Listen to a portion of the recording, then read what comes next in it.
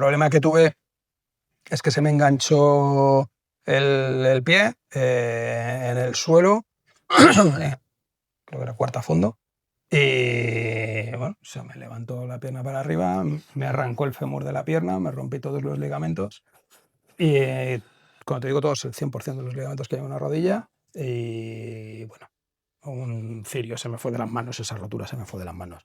Se me necrosó la pierna, bueno, 3 meses en una cama sin moverme absolutamente para nada, para quitar... Que la gente es muy maja y cuando ve al monitor se suelen venir arriba y te van encima chuchando, ¿sabes? Rueda, ¿no? Que claro, que muchas veces tú les miras y dices, pero vamos a ver, muchacho, que es que en cuanto me dé la gana te vas a quedar atrás, pero que no se trata de que yo vaya deprisa, sino de que tú aprendas. Y ese día estaba yo con un dolor en el codo tremendo, tremendo, tremendo. Y cuando acababa el curso, tenía el codo muy inflamado y fui al hospital y resulta que es que me había partido el codo.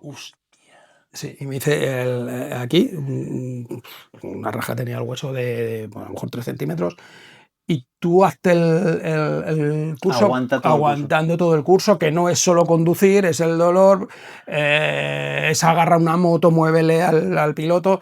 Y tú, aunque te duela, eres un profesional. Y aprietas los dientes. Aprietas los dientes y el alumno no tiene por qué, no está allí para ni que tú le digas lo bueno que eres, ni para que tú te estés quejando, ni no, está allí para aprender y para pasárselo bien. Allí, Víctor es el más importante. Por eso. Único español que ha ganado en la isla de Man. Estaba su compañero de equipo, Raúl Torras, que se mató en el TT 3 meses antes de que fuéramos al Manx. Ese fue un punto de inflexión muy grande. Ahí Víctor y yo tuvimos muchas charlas muy profundas, porque al final el piloto lo pasó muy mal. Estás hablando de que era compañero de él.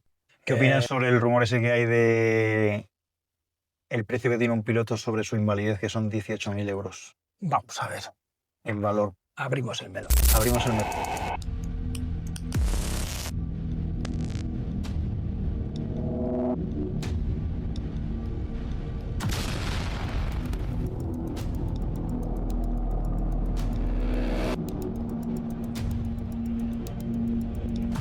Muy buenas a todos, bienvenidos a The Cavern. Hoy la pista no va de asfalto, sino de historias que cruzan la línea entre la pasión y la responsabilidad. Nuestro invitado de hoy levantó Villarrace sobre un aparcamiento. Enseñó a niños de 3 años a trazar con seguridad. Ha adaptado su moto después de un accidente y se ha puesto con pilotos con prótesis a competir en la Handy Race. Nuestro invitado de hoy va mucho más allá de todo lo que os estoy contando, porque levanta la voz cuando la vida de un piloto se cifra en 18.000 euros. Hablaremos de formación, de seguridad en la moto, del vértigo de la isla de Man, de leyes que se quedaron en el siglo pasado y de por qué ninguna póliza debería de frenar la recuperación de un piloto. Hoy nos sentamos con Iván Garrido para descubrir cómo se vive entre la moto y el seguro, entre la libertad y la lucha por una protección justa. Iván, bienvenido, tío. Tenía unas ganas locas de tenerte aquí en The Cavern, sobre todo de volver a estar contigo. Muchísimas gracias. Muchísimas gracias por invitarme. Un placer y tenía muchísimas ganas además de venir. Además te he estado viendo en otros vídeos que has estado con otras entrevistas con gente y siempre muy, muy interesante y te deseo lo mejor para el canal, que creo que marcas una diferencia respecto Bueno, lo estoy disfrutando muchísimo. Al final que coincidir con muchísima gente dedicada al mundo de la moto te llena. Las historias que transmites, que contáis y todo eso y los conocimientos que tenéis generan sensaciones por dentro, que eso es lo más importante. Así que bienvenido. Vamos a hablar un poco de ti, de tu historia, de todo lo que estás metido y si quieres arrancamos ya. Venga, vale. Iván, ¿quién eres cuando no estás entre pólizas de motos? ¿A qué dedicas tu tiempo? Pues cuando no estoy entre pólizas de motos, mi tiempo lo dedico a las motos. Al final es mi vida, el mundo de la moto, el mundo motorsport. Y creo que todos los que nos dedicamos a esto, en gran medida, pues, bueno, llevamos la pasión dentro y es algo que bueno, mejor trabajar, cuando trabajas en algo que te gusta no es un trabajo, sino es un placer, ¿no? Entonces, pues bueno, siempre suelo hacer cosas que estén ligadas al motorsport, pero bueno, obviamente también hay más cosas en la vida, como salir al campo, de montar en bicicleta, hacer deportes. Bueno, la verdad que siempre bastante activo, que es algo que siempre me ha gustado mucho el deporte, estar activo y siempre que puedo y las lesiones dejan y todo esto, intento, pues bueno, pues eso, estar sobre todo en contacto con la naturaleza. ¿Qué fue lo que te hizo levantar Villarrace? ¿De dónde salió esa pasión para empezar a formar a la gente y a instruirla en la seguridad, que es lo que ha enfocado Villarrace, ¿no? Pues mira, yo era el director del centro de conducción del RAC, Sí. de conducción segura, en la parte coches, y llegó un momento que, bueno, que a mí al final siempre me tiraba la moto. Yo venía del mundo de la moto, aunque estaba trabajando en el mundo del coche, y de estas casualidades de la vida que ves que puedes montarlo, puedes llevar lo que estás viendo y lo que se está haciendo bien en la parte de la formación de coche, poderlo llevar al mundo moto. A todo esto se le suma que mi hijo en ese momento era pequeño, corría en moto también, y bueno, pues ya también tenía su sitio para poder estar allí dando sus vueltas y jugando a esto de la moto, pero con seguridad. Y ahí es como empezó todo Villarrace, y en su día empezó como una instalación para que vinieran escuelas a dar clases, Sí. ¿vale? Una instalación preparada específicamente para escuelas, porque no lo había. Pero bueno, a mí no me estaba gustando mucho cómo lo estaban haciendo, veía cuando venían, cómo lo hacían y tal. Y dije, bueno, pues oye, voy a hacerlo directamente yo como pienso que debería de ser esto.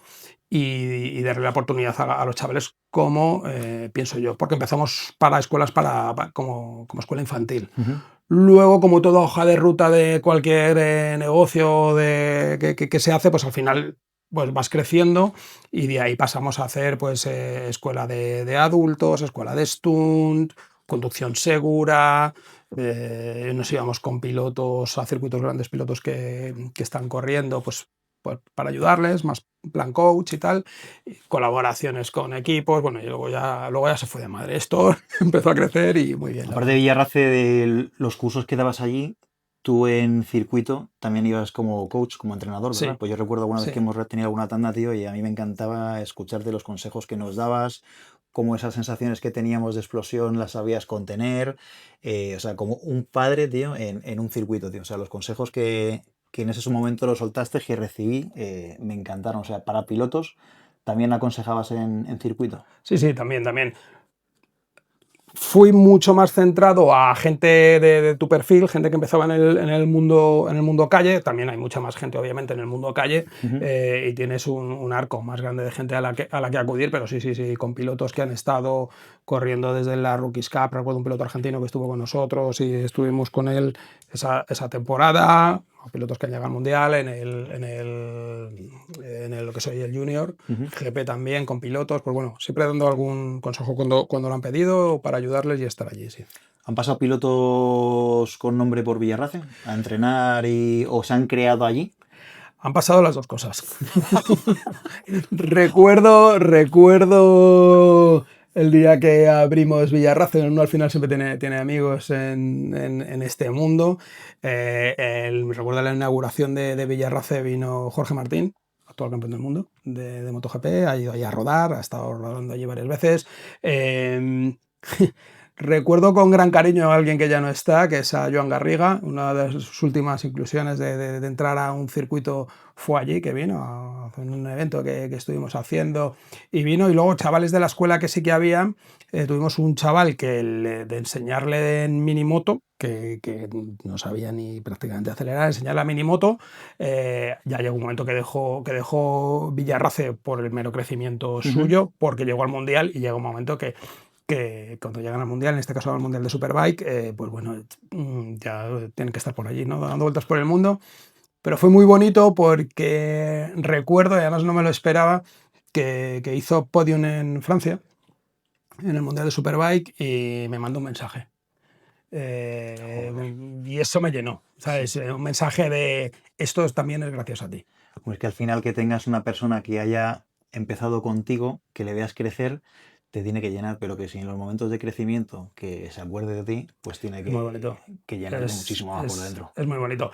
También te digo que por todos los niños que pasaron y han ido creciendo, que hay un poco de todo, me ha gustado mucho ir viendo cómo crecen todos, en general, en redes sociales, los que estaban con nosotros, los que luego se fueron, porque luego les ves que crecen, algunos siguen corriendo, otros se hacen rodadas, otros hacen, bueno, cada uno va haciendo su vida según va creciendo, pero al final han sido muchos años de Villarrace, pero te da gusto ver cómo, sobre todo, aman la moto. Y no se han quemado en esa época, que es un problema que yo veo en las escuelas con los críos, que muchas veces se queman.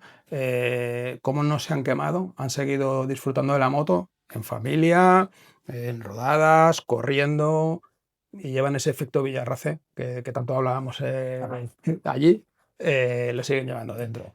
Vamos a poner una foto del efecto Villarrace que tuve yo cuando rodé en circuito, que me la has pasado, así Sí, que la sí, pondremos por algún lugar de aquí, que me gustó mucho el antes y el después. Tú, el mundo de la moto, ¿qué referente fue el que te marcó en él? O sea, ¿fue desde pequeñito? Sí, o sea, yo en mi casa iba más el tema por coches, por la parte de mi padre, iba más el tema coches, la verdad que tema motos, pues bueno, tampoco es que hubiera muy así. Y al final la oveja negra tiene que estar ahí y era yo, que era con las motos, ¿sabes? ¿Hubo alguien que te sacó eso o directamente te llegó a ti sin más? ¿No tuviste ningún referente? No, o sea, lo que es a nivel familiar y tal, no. A mí me gustaba todo lo que olía desde muy pequeñito ya gasolina. Sí que mi abuelo tenía una moto, recuerdo, una Benelli 500. Sí, te diría, fíjate casi que sí, no recuerdo la edad que tendría yo.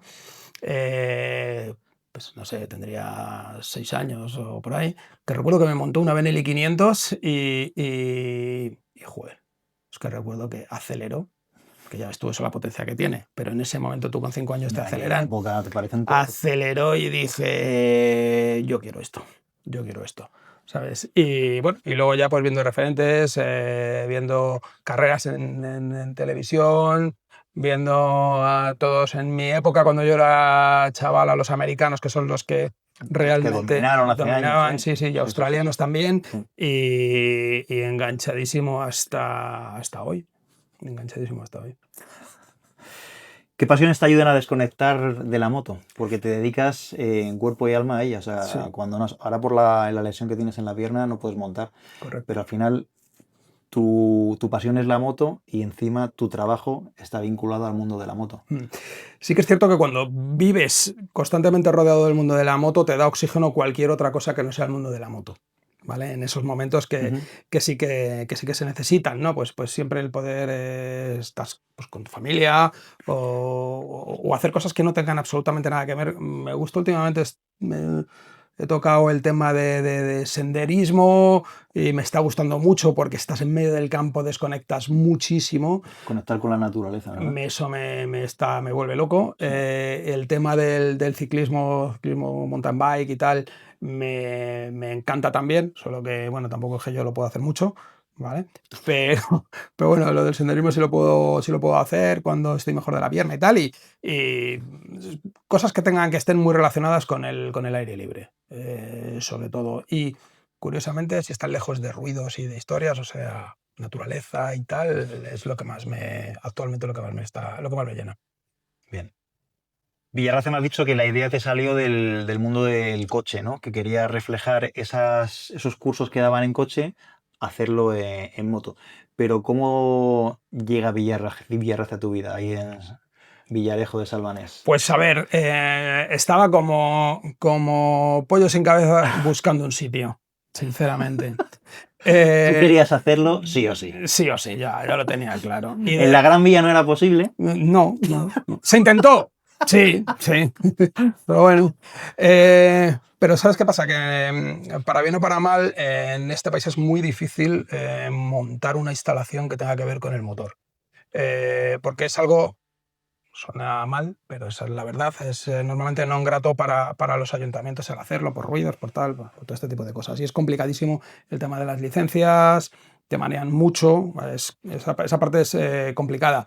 Entonces, allí en Villarejo, pues se me dio la oportunidad de poderme quedar un parking. Yo veía el parking, que era el antiguo parking de la Cuétara, yo veía el parking, 6.000 metros cuadrados. Al principio toqué a gente de la moto, pues conocidos que tenía, me decían, ahí no se puede hacer nada, tú estás loco, pero ahí... Y yo veía un circuito. Y la gente, un circuito, una pista para hacer formación. Y la gente me decía, tú estás zumbado, tú estás muy mal. Te estoy hablando año 2012, últimos años, primeros años, bueno, con toda la crisis, vamos, esta que hubo, con lo cual más loco todavía era meterte en un berenjenal así. Sí. Porque además date cuenta que tú haces una pista y todos los costes se multiplican. O sea, tú vas a pintar las rayas y es que mucha pintura en rayas. Y que ¿Sabes? además jugabas una apuesta que no sé cuántas escuelas de conducción habría, pero yo creo que muy, muy, muy poquitas. Sí, Ahora sí que se han multiplicado bastantes, pero de aquella... sí, correcto. En aquella época yo creo que estaban 3. Estaba Lorenzo, Bañuls y poquito más en aquella época. Sí que es cierto que en todo este tiempo, todos los años han salido muchas, pero date cuenta Sí. que montar una escuela, creo que a la gente le deberían de abrir los ojos cuando la va a montar porque es algo muy sacrificado. Ujú. O sea, es muy bonito, tal, Stephen Motors, tal. Sí, pero es muy sacrificado, ¿sabes? Tienes que trabajar siempre que la gente está Descansando. Tú, como a mí me ha pasado, estás con una lesión de que has tenido una caída y tienes que seguir haciendo un curso, tienes que y lesionado tienes que estar trabajando, te pones malo, hace frío y tienes que estar trabajando, hace un calor horrible y tienes que estar trabajando. Claro, yo le recuerdo cuando estaba allí y... O sea, ahí de pie, aguantando el sol horas, el Bueno, calorazo. te voy a contar cosas que la gente no sabe que se sufren, ¿eh? O sea, yo he estado dando cursos, recuerdo una vez en un curso, sería julio, con un calor tremendo, típico la de calor de julio, en torno a los 40 y algo grados, y había veces que si vas con zapatillas de deporte, alguna vez me ha pasado que estaba como pegajoso el suelo del calor, ¿vale? También tengo que decirte que unas zapatillas normales de deporte, pues como estas, unas zapatillas normales de deportes, es muy curioso, pero ahí te duran muy poco, no te duran más de mes y medio, 2 meses, porque estás andando sobre asfalto. Al final, el truquito, por si alguno quiere montarse algo de esto, zapatillas de deporte de trekking, ¿vale? Que aguantan, ¿sabes? Que son de suela más dura. Sí, son de suela más dura. Si no se va a gastar una pasta. Pero a mí sí que me ha pasado en un curso con mucho calor, de estar dando un curso a lo mejor sábado por la mañana, sábado por la tarde, domingo por la mañana, y llegar al curso, un curso de los que yo hacía duraban 4 horas, hacerse del calor una ampolla en el pie. Ostras. Recuerdo ese día que era en la mitad del pie, a la hora de empezar el curso, y me quedaban 4 horas por delante con 40 grados, 40 y algo de ambiente. Imagínate la temperatura del asfalto y tener que... O sea, que no es grato muchas veces, ¿vale? Y encima motivando a la gente. Y encima motivando a la gente. Cuando tú estás sufriendo, Sí. Bueno, tienes que sacar de dentro de ti toda la energía para proyectarla a la gente. yo te digo que me daban... Porque había alguna vez que decías, joder, madre mía de mi vida, ¿sabes? La que tengo que aguantar aquí todo lo que me queda por delante. Recuerdo, te voy a contar una de pupas. Recuerdo una vez, tú has hecho el curso, entonces, tú sabes, cuando sale a la gente, yo primero, cómo funcionaba es que hacía una manga libre y veía a la gente, pues cada uno, pues cómo iba y tal, ¿no? Pero me ponía con una moto delante yo a darle rueda. Y recuerdo que bueno, damos esa manga, tal, no sé qué, vamos a hacer el primer ejercicio. Y en el primer ejercicio me caigo. Y me caí y noté un dolor en el codo tremendo. Te estoy hablando que ahí quedaban unas 3 horas y media de conducción por delante en circuito. Que la gente es muy maja y cuando ve al monitor se suelen venir arriba y te van encima chuchando, ¿sabes? Rueda, ¿no? Que claro, que muchas veces tú les miras y dices, pero vamos a ver, muchacho, que es que en cuanto me dé la gana te vas a quedar atrás, pero que no se trata de que yo vaya deprisa, sino de que tú aprendas, ¿vale? Pero bueno, se te vienen arriba. Y ese día estaba yo con un dolor en el codo tremendo. Y cuando acababa el curso, tenía el codo muy inflamado y fui al hospital y resulta que es que me había partido el codo. Sí, y me hice aquí, una raja, tenía el hueso de bueno, a lo mejor 3 centímetros. Y tú hazte el curso aguantando todo el curso, que no es solo conducir, es el dolor, es agarrar una moto, muévele al piloto. Y tú, aunque te duela, eres un profesional. Y aprietas los dientes. Aprietas los dientes y el alumno no tiene por qué, no está allí para ni que tú le digas lo bueno que eres, ni para que tú te estés quejando, ni no, está allí para aprender y para pasárselo bien. Pues tiene que ser muy complicado, macho, porque al final todos pensamos que somos los mejores, ¿no? Cuando sales en la moto nos pensamos que somos unos pilotazos de la leche Sí, sí. y que tú intentes dominar esos egos, esos altibajos de la gente de aguanta, baja el ritmo, ahora aprieta, ahora tal, o sea, que mantengas un equilibrio en cada persona, tiene que ser... Por eso es tan importante cuando empiezas un curso, sabes, la teoría hasta que me pongo y doy la Sí, teoría y tal.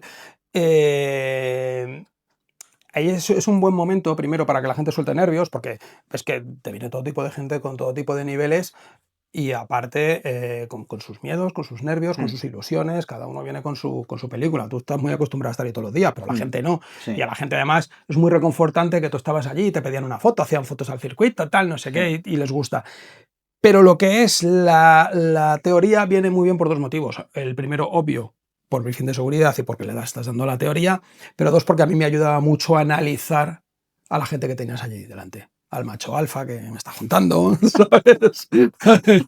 A sus seguidores, un poco a todo, y de ahí ya vas un poco toreando, que luego se ve en pista. Además es curioso porque ves que muchas veces el macho alfa, por decirlo de alguna manera, el líder del grupo, sobre todo como vengan un grupo de colegas, intenta venir a demostrar lo que sabe, no a aprender. ya. Vale, y se dan cuenta que luego los demás del grupo, el que va abierto de mentalidad a un curso, sea Villarrezo o donde sea, Ujú. el que va abierto de mentalidad empieza en el propio curso a A subir crecer. el nivel, que es una barbaridad, porque es una esponja. No se bloquea, disfruta, porque el truco está en disfrutar. El truco está en disfrutar. Si tú disfrutas, tú tiras. Disfruta, disfruta, disfruta, disfruta y empieza a subir. Entonces el otro a lo mejor se frustra un poco. Ahí luego tiene entre ellos sus piques. ¿Sabes? Bueno, ahora que ya Villarrace no está abierto, fíjate, puedo largar ahí. Ahora ya puedo largar. ¿Qué te incitó a empezar a enseñar a niños pequeños? Porque hay que tener una paciencia para eso y una ilusión a la vez. Sí. Lo primero de todo, mi hijo. Sí, Lo primero de todo, claro, porque él era pequeño, empezaba a montar en moto, le gustaba y no veía que se estaba dando formación pues, sinceramente adecuada, o como a mí me gustaba, no que sí. no fuera adecuada, a mí no, simplemente no me gustaba. Y cuando me puse a hablar y lo abrí, pero que lo abrí, escuela de no sé qué, con... Sí, o sea, sin tener niños que vinieran, en nada de tiempo me vinieron un montón de críos. Entonces, cuanto más niños tenías, más responsabilidad eh, tenías por hacerlo bien, por estar constantemente investigando cómo hacerlo. No solo les enseñabas a conducir, yo traía, por ejemplo, coach mentales para niños, traía y funcionan de la leche, coach mentales para padres. Porque cuando el niño está montando en moto, yo he sido el primero, he tenido muchísimos fallos en este aspecto con mi propio hijo. Ujú. eh, Cómo tiene que tratar el padre al hijo cuando el hijo está encima de la moto es, sinceramente, determina muchísimo el rendimiento del niño en la moto. Sí, Se nota una barbaridad. O sea, tienes niños que están constantemente buscando la aprobación de su padre, ujú. o sea, cada dos por tres mira, mira, mira, y cuando está en la parte de abajo del circuito aún más alejado, te llegan a decir alguna vez, es que no, es que si no mi padre me dice o tal, que yo en mi caso particularmente me iba luego a hablar con el padre, ¿sabes? Sí, que notan presión por parte de los padres. Sí, sí, sí. Mm. Hay veces que sí, que se les nota. Entonces, tú veías al final que les ayudabas y allí, por ejemplo, el rollo que llevábamos no era para tener niños que compitieran, era para tener niños que montaran en moto. Ujú. Y al final, lo que creamos fue una familia de moteros. O sea, yo cerré Villarrace en julio del 2024, Ujú. hace ya un año Sí. y pico.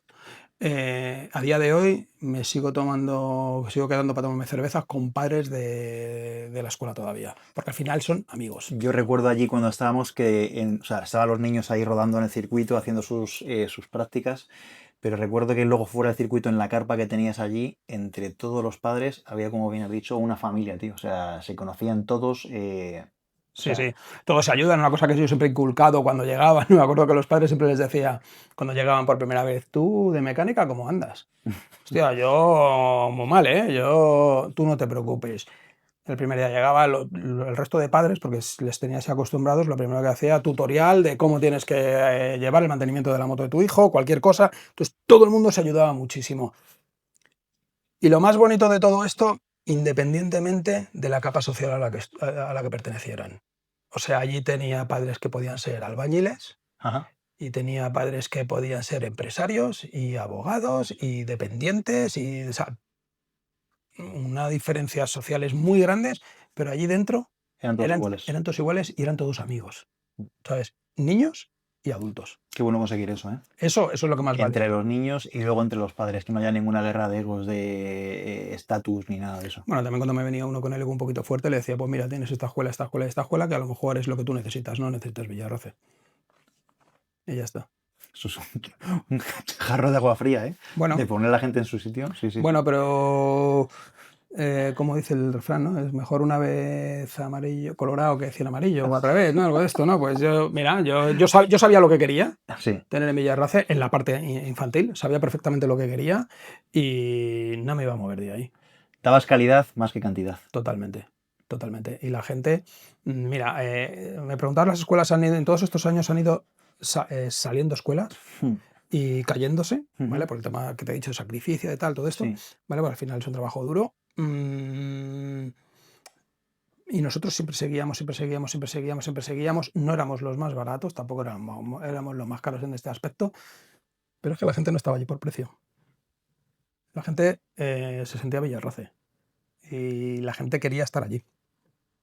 Y eso es un orgullo, ¿sabes? Crear algo que la gente se sienta con esa identidad. Yo me he sentido Villarrace, ¿eh? Y cuando cerraste se apagó una lucecita dentro de mí. Ya. Lo malo de esto es que Pero a mí bueno, la lucecita en el fondo me está dando guerra, ¿eh? Me está dando guerra, ¿eh? ha sido un capítulo más tío bonito y la vida da Sí. muchas vueltas, ¿no? A lo mejor se replica en el tiempo en otro lugar o yo qué sé. Bueno, esta pregunta me la han hecho muchas veces. Joder, cómo tiras del hilo, ahí, cómo estás ahí tirando, Nos montamos en la Gran Vía, como un Claro. A ver, esa pregunta me la hacen. A ver, Villarroza tuvo su ciclo, ya se terminó. Sí que es cierto, no me planteo a día de hoy volver. Estoy en otras facetas profesionales de mi vida, totalmente. Pero cuando me lo preguntan, o a veces obviamente, pues ves tal y te vienen recuerdos, sí que es cierto que si volviera, volvería de otra manera muy diferente, también te digo. Ya no estando tanto en vista, ¿vale? Y con mucha más inversión y haciendo algo realmente grande. Bueno, la veteranía es un grado. Al final el bagaje que has tenido ahí en Villarrace, si lo replicaras en otro proyecto... Imagínate, más de 2.500 cursos censados hechos, son muchos cursos para dar, más de 500 de adultos, sí. Más de 500 chavales, sí. De niños vinieron. Pues al y algún final, club de educatistas y todo, ¿no? Algún club de educatistas que otro, ¿vale? Bueno, y de los de las BMW que no se nos enfaden, y los de las Kawasaki, y la verdad que han venido muchos, ¿sabes? Yo no le hacía ascos a nadie, ¿sabes? Sí que es cierto que tengo corazoncito Ducati, tú lo sabes, pero o sea, al final pasa mucha gente por allí, ¿sabes? Danos una anécdota bonita que recuerdes con gran cariño de Villarrace. No sé, hay tantas que ahora sí que me has dejado ahí. Que te haya marcado. Pillado. A mí que me haya marcado de Villarrace puede haber varias cosas. Hablando de la parte de niños, recuerdo cuando cerré, que vinieron unos padres que estaban allí, habían pasado por una fase de su vida complicada. Y venir llorando diciéndome, o sea, que te llore a la cara, un tío enorme, que te llore a la cara diciendo que lo que ha vivido allí y cómo ha visto cómo crece su hijo y los valores que ha cogido, en ningún sitio le han tratado así. Y en ningún sitio lo ha visto, en ningún sitio lo verá. Y que en su casa soy uno más de la familia. Joder, ¿eh? Y eso dices, ostras, ¿sabes? Luego, en adultos, en los cursos de adultos, que es lo que más he estado haciendo estos últimos años,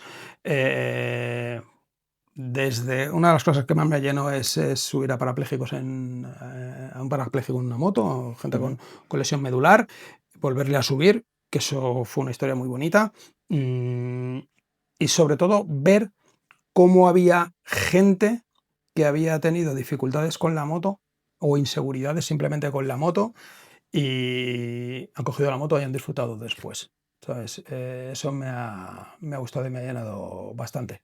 Sí, sí. Que bueno, la palabra valores, tío, llena por dentro. O sea, Totalmente. que te diga una persona que los valores que le estás enseñando a su hijo tiene que ser un orgullo por ti. O sea, Sí, totalmente. Mucho más que te digan mi hijo ahora va muy rápido. No, eso ya te lo dicen todos. ¿Sabes? Mi hijo, el Márquez es un aficionado a la de mi hijo. Y el que diga que no piensa eso de su hijo miente. Te lo digo yo.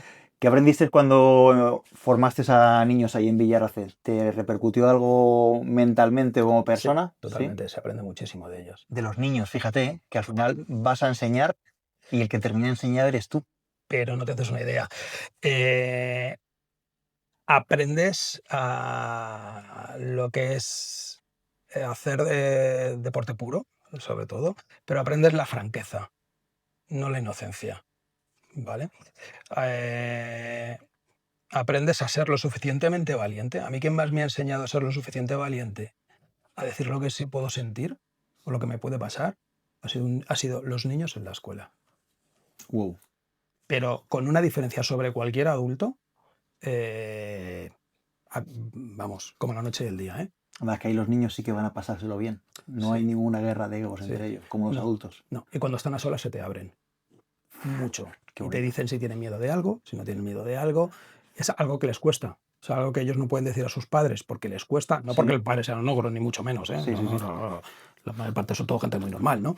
Pero Pero que sí que les cuesta a lo mejor más decírselo y que se te abran. El cómo abrirte y cómo funciona el realmente, si tienes un problema, llegar y decir, Tony, tengo este problema contigo, ¿vale? O sea, llevado a los adultos, eso de los niños son muy, muy directos. Igual que muchas veces dicen, los niños son muy crueles. Bueno, los niños también son muy directos, ¿sabes? Y en eso sí que al final se aprende. Y yo luego a la hora de hablar con ellos también era muy directo. Y se les dicen las cosas como son. Son niños, pero se les habla diciendo las consecuencias de las cosas, sabiendo lo que hay. Al final están llevando una moto, es un deporte de riesgo. Y sí, los niños se rompen igual que se rompe un adulto. Y una cosa que no me gustaba nada, cuando los adultos me venían y me decían, es que los niños no tienen miedo. No, un niño claro que tiene miedo, ¿sabes? Que el riesgo lo valore diferente que tú, puede ser, porque al final las consecuencias tú las ves de otra manera. El lunes tengo que ir a trabajar, tal, tú lo ves tú lo ves de otra manera, pero el niño claro que tiene miedo. Pero un niño sobre todo, lo que tiene, y eso sí que es una responsabilidad muy grande, es confianza y fe, al menos en mi caso, en el profesor. Tú les decías por ahí, frena más adelante, que no, que frenes aquí adelante, todavía más tarde, y frenaba. Y había veces que yo decía, pero o sea, yo no freno ni de coña, ¿sabes? Y llegaban los tíos y lo hacían, ¿sabes? O sea, es fe. ¿Cómo replican lo que se le dice, verdad? Es algo increíble, por eso la responsabilidad de cualquier monitor que esté llevando niños, no solo en el motociclismo, sino en cualquier otra disciplina, el profesor se tiene que dar cuenta, el monitor se tiene que dar cuenta de la responsabilidad que conlleva. Y si le hace sentirse que vale, el niño va pensando que vale. Totalmente, vamos. El momento que el niño tiene la seguridad, el niño empieza a despegar. O sea, en los niños es seguridad, sobre todo. Que es una sensación muy bonita. Una cosa importante, cuando tuviste tú la lesión con la moto, ¿te dedicabas ya antes al mundo de la póliza o fue a raíz de ahí? No, estaba ya en el mundo de la póliza, estaba, ¿Sí? estaba en otra empresa en la que estoy ahora, ¿Sí? montando precisamente la parte de motorsport. Y vamos, fue al poco de estar. Estábamos en el circuito de Motorland con un amigo, con Kenny Noyes, haciendo Dirt Track, allí en Motorland. Habíamos estado haciendo una exhibición en el Campeonato del Mundo de MotoGP, el sábado por la tarde, noche, cuando venía la gente, hacíamos ahí una exhibición tal, pero luego nos quedábamos allí esa semana y hacíamos con diferentes pilotos, hacíamos una carrera de Dirt Track, pero ya cuando no había gente, carrera para nosotros, carrera de Dirt Track y tal. Y haciendo la Superpole, Ahí es como en Superbike, antiguamente que era Superpole a una vuelta lanzada, o sea, vuelta lanzada, vuelta a hacer la pole y parar, pues fue haciéndola, la Superpole. Y bueno, digamos que, que lo que es la vuelta me salió bien, porque luego en el hospital me dijeron que había hecho la pole, pero joder, es que fue pasar la meta y en la primera curva el problema que tuve es que se me enganchó el pie en el suelo, creo que era cuarta fondo, y bueno, se me levantó la pierna para arriba, me arrancó el fémur de la pierna, me rompí todos los ligamentos, y cuando te digo todos, el 100% de los ligamentos que hay en una rodilla, y bueno, un cirio se me fue de las manos, esa rotura se me fue de las manos. Se me necrosó la pierna, bueno, 3 meses en una cama sin moverme absolutamente para nada para quitarme esa necrosis y luego ya me pudieron operar y parece que le cogieron gusto. Llevo 13 operaciones en la pierna. 13 operaciones. Sí. La última ha sido hace nada, en enero. ¿Esto fue en qué año has dicho, perdón? Esto fue 2000, yo creo que fue 2013. 2013. No, 2012. 2012. Noviembre de 2012. Tú estabas, aparte de trabajando para pólizas y todo esto de motos, estabas vinculado al mundo de la moto compitiendo, o sea, corriendo. Sí. Bueno, en esa época no. En esa época estaba ya ahí centrado, como cuando uno tiene niños que te desconectas un poco. Yo estaba desconectado, pero bueno, pues en este caso pues tenía haciendo pues hoy un cameo con pilotos y con historias con el tema del Dirt Track, que es súper divertido, súper entretenido. Pero bueno, si tienes una mala caída, para hacerte daño no te hace falta ir deprisa, te hace falta caerte mal. Sí. Que fue lo que me pasó a mí, ¿sabes? En ese caso. Y debido o gracias a unos magos, como digo yo, que son la Clínica Centro en este caso, me recuperaron la pierna y gracias a ellos hoy en día pues puedo andar y bueno, de alguna que otra limitación, pero ahora ya con la última que me han hecho, ahora tengo la rodilla buena y la rodilla premium. Porque llevo aquí con todo lo que llevo metido. Full titanium. Vamos, no te haces una idea. Tras tu accidente, ¿te cambió un poco la visión del mundo de la competición? No. No. No. No lo has visto de distinta manera ni nada. No, o sea, he visto que no me podía montar en una moto y la tenía que adaptar, punto. O sea, me dijeron que no podía volver a montar en moto y me dio lo mismo. Dijo, tú me puedes decir lo que tú quieras, yo voy a montar igual, ¿sabes? O sea, al final cuando tienes algo así más grave, ¿vale? O se te quedan secuelas con una minusvalía o cosas así, y yo no tengo nada comparado con compañeros con los que corría cuando estaba corriendo en la Handy, porque después de todo esto me puse a correr en la Handy en el Campeonato de España, en SBK. Yo corría con una Superbike, con una ZX10R, una 1000, pero que tenía gente que era parapléjica, va en moto y no veas tú cómo van, ¿sabes? Hay que dices, es que yo no tengo nada comparado con uno de estos, ¿sabes? Pero al final no es que te cambie la vida, sino lo que te cambia a lo mejor, o yo creo que o te hunde o te hace más fuerte, no hay otra opción, ¿sabes? O sea, tú te puedes lamentar de tus heridas, ¿sabes? O curártelas, llorártelas dependiendo del tipo de lesión que sea, apretar dientes y decir, para adelante, si yo quiero hacer esto, lo hago y a mí no me va a limitar una lesión, siempre y cuando puedas hacerlo y sepas bien lo que estés haciendo, pero desde luego lo que tienes que tener es mucha fuerza de voluntad. Porque se pasa mal, o sea... Es que son muchísimos días inmovilizado, ¿eh? Bueno, al final... La cabeza... Tú imagínate, yo estuve yendo, recuerdo, los 6 primeros meses, 5 horas diarias a rehabilitación. Madre mía. O sea, vivía en la Clínica Centro, en el hospital. Te enseñan a andar en piscina primero, en tal, o sea, es berenjenal. Y me recuerdo que me hicieron en cosa de esos 6 meses, me hicieron en 6 meses 5 operaciones, por ejemplo. Ahí, una al mes iba, casi, allí directamente. Sí. Si tuvieras que decir una frase de vida, de filosofía de la moto con todo lo que llevas encima... ¿En una palabra? Sí, o... Pasión, lo tengo clarísimo. Pasión. O sea, no lo dudo. No lo dudo. Y sigues con ella, a pesar de todo lo que llevas encima y las 13 operaciones. Sí. Las 12 más 1. 13. Es lo que hay. Es lo que hay. Y si viene una 14, pues vendrá. A ver, no es que tú que te quieras lesionar, no es que tú te quieras hacer nada, pero yo creo que la moto, el coche, que el vehículo, cuando hay accidentes, el problema que es que se estigmatiza mucho al vehículo, a la moto, mucho. Se estigmatiza mucho a la moto, pero también hay que ser autocríticos. Oye, yo me pega un trastazo con la moto, pero ¿por qué me pega un trastazo con la moto? O sea, ¿qué he hecho mal? Sí. ¿Sabes? ¿Por qué me he caído? Eso es lo primero que te tienes que preguntar cuando te caes en una moto, ¿por qué me he caído? Y comprender por qué te has caído para que no vuelva a suceder. No buscar al perro que siempre decimos que se me cruzó un perro, ¿no? Correcto, o O muchas que veces, había- yo tantos años dando clases a la gente, muchas veces ves las inseguridades de la gente, ¿no? El típico cuñado que le va dando consejos a todo el mundo y luego todos son excusas cuando ellos hacen algo mal, ¿no? Lo primero es que si estás haciendo algo mal, admite que estás haciendo algo mal con la moto para corregirlo y para que primero no te hagas daño tú y segundo no hagas daño a alguien más, ¿no? Pero ya te digo, yo creo lo que me decías antes, que pasión por encima de todo y la llaman a... Yo creo que no se apaga. No sé, ya te lo diré. Ya te lo digo con los años, pues yo creo que no se apaga, ¿eh? Aparte de formar a pequeños futuros pilotos, has acompañado a pilotos pues hasta la isla de Man, entre ellos a Víctor López. ¿Cómo Correcto. fue esa experiencia? Bueno, eso fue algo brutal. La historia entre tú y Víctor empezó en Villarrace, ¿no? Sí, correcto. La tuvimos allí, recuerdo, empezamos en el año 2016.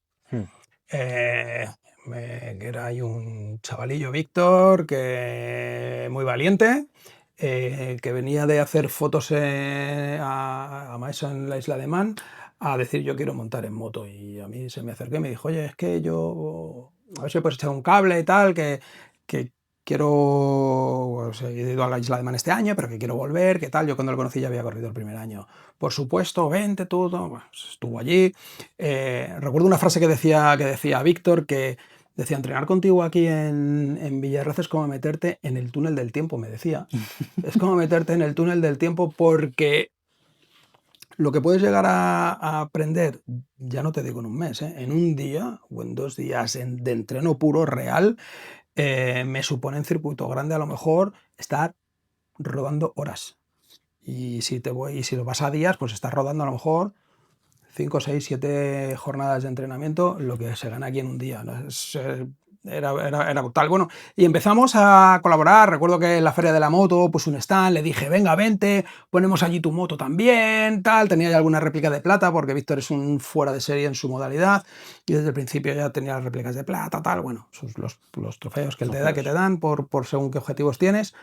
Y le pusimos, en esa época no le conocía ni el tato, o sea, yo recuerdo que cogíamos allí en el pasillo de los stands y vente a hacer una foto con este piloto, y ¿quién es? Y, ¿sabes? Y mira, afortunadamente te da gusto ver hasta dónde ha llegado y hasta dónde puede llegar todavía. Joder, verlo crecer te llena de orgullo. Y estuvimos allí pues haciendo cosas juntos, hicimos más que nada esa amistad, lo que tenemos Víctor y yo.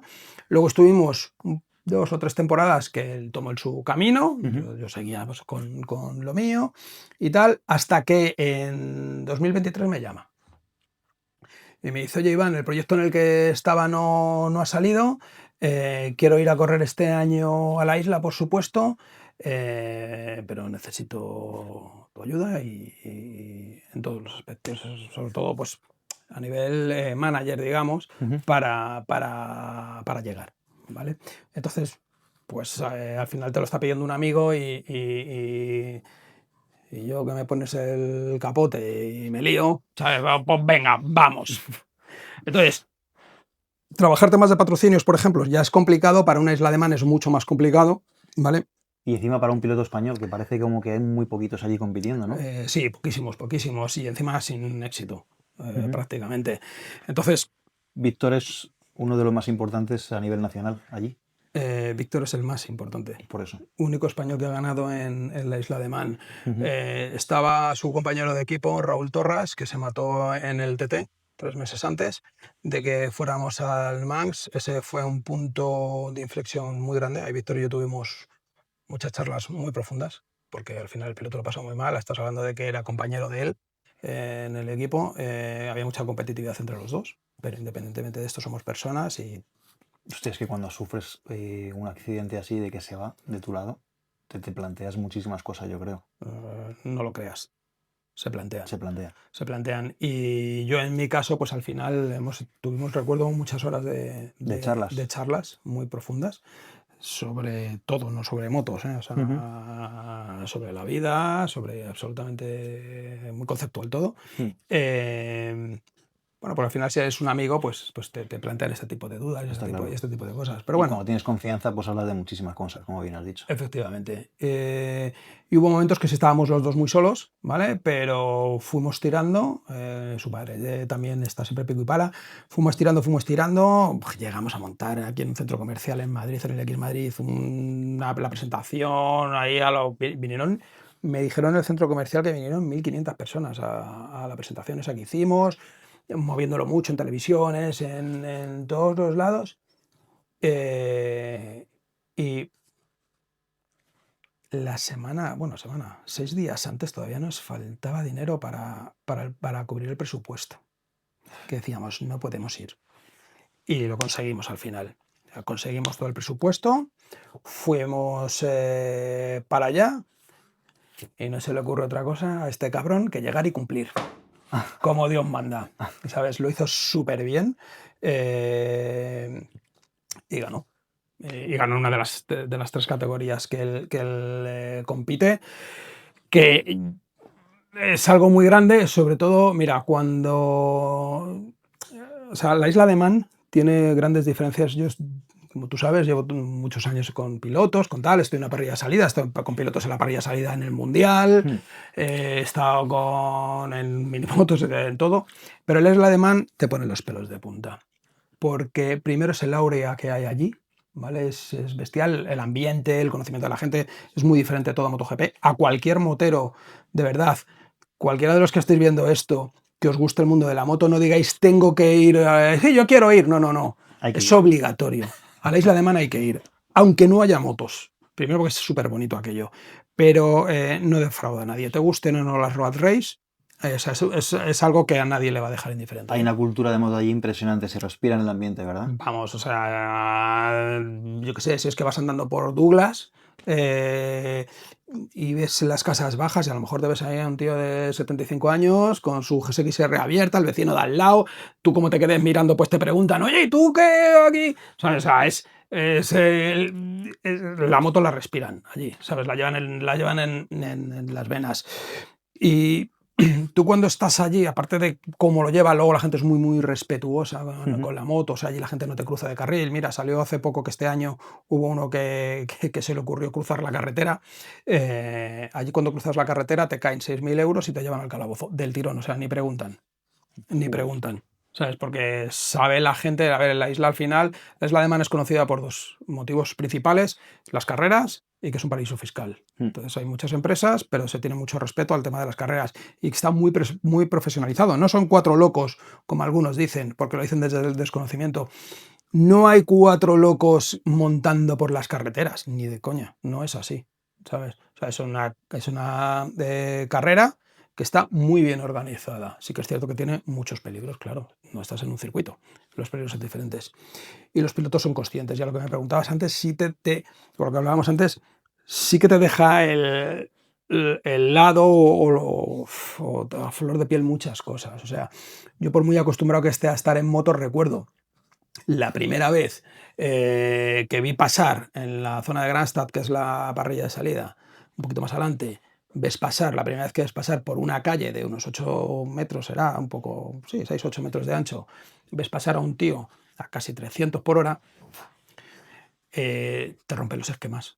O sea, por muy acostumbrado que estés a ver motos en un circuito, ¿sabes? O sea, es como... A mí me dijo Víctor una frase y luego yo dije, que he pensado lo mismo, de que era, ¿va un ser humano ahí dentro? O sea, es normal, eso se puede hacer, ¿sabes? Es bestial. Y lo que sí, gran diferencia que te dejan es tú cuando estás en un piloto de una parrilla de salida. Cuando vas a salir a la carrera, estás en Jerez, ¿vale? Pues suerte, te despides, tal, ¿sabes? Y eso, pues, bien. En la isla de Man, cuando hacen que se vaya todo el mundo y nos quedamos 1 o 2 al lado del piloto, el mecánico, el asistente, poco ya, el piloto cuando se despide de ti, el piloto se despide de ti. Guau.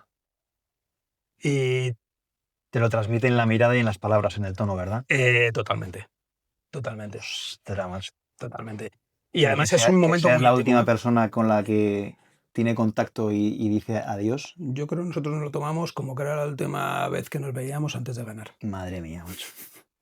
Mira, cuando Víctor hizo la carrera de ganar, fue un día, recuerdo ese día como si hubiera sido ayer, justo con los pelos de punta. Normal, se están poniendo a mí Yo todo. recuerdo que se retrasó la carrera varias veces Sí. por lluvia. Y cuando Ujú. llueve, la carrera para por seguridad.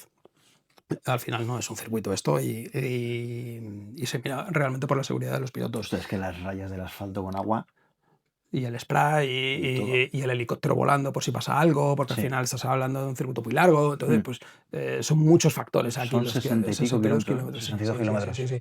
Entonces, esto lo van parando, de repente tú estás parado y de repente ves que salen dos a pista, a lo mejor uno es el médico o tal, que va en la moto y van a todo rabo. ¿Qué pasan? Que dice, un piloto. No, ese es el que está probando a ver si los pilotos pueden ir, ¿sabes? De ostras, ¿sabes? Y se va retrasando y eso a los pilotos, pues claro, te va poniendo muy nervioso, porque al final tú cuando estás, te lo digo yo cuando he corrido, cuando estás antes de salir, estás pero con tu presión, Con la con tu adrenalina preocupación, muy alta y las pulsaciones efectivamente. subidas. Sí, Pues sí, sí, sí. yo es cuando peor se pasa, o sea, es por un lado no quieres que salir, por otro lado lo que estás es deseando salir, ¿no? Y yo pues ahí, pues estaba al lado de Víctor y estábamos los dos en el box y intentas hablar de varias cosas, luego con los mecánicos de la moto, de tal, ¿no? Cada uno en su sitio y sabe estar ahí tienes que saber estar en tu sitio y que el piloto obviamente tenga su espacio vital y esté tranquilo y tal, y le dejas y ya está, ¿no?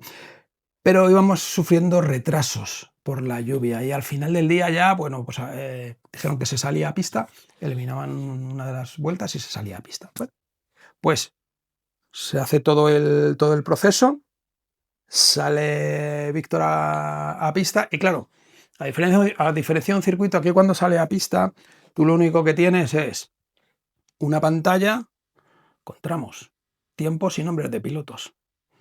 Y cuando es alguien tan cercano, bueno, aunque no lo sea, si es un piloto con el que tú estás, tú lo único que no quieres es ver que tu piloto deja de pasar tramos. Es lo único que deseas. Es lo único que deseas. Da igual los tiempos, Da sino igual que... los tiempos. Bueno, da igual los tiempos hasta que le ves que está todo el rato primero, segundo, tercero, ¿sabes? Que y estás oyendo al de la megafonía, ¡va, Víctor López! ¡Ostras! ¿Sabes?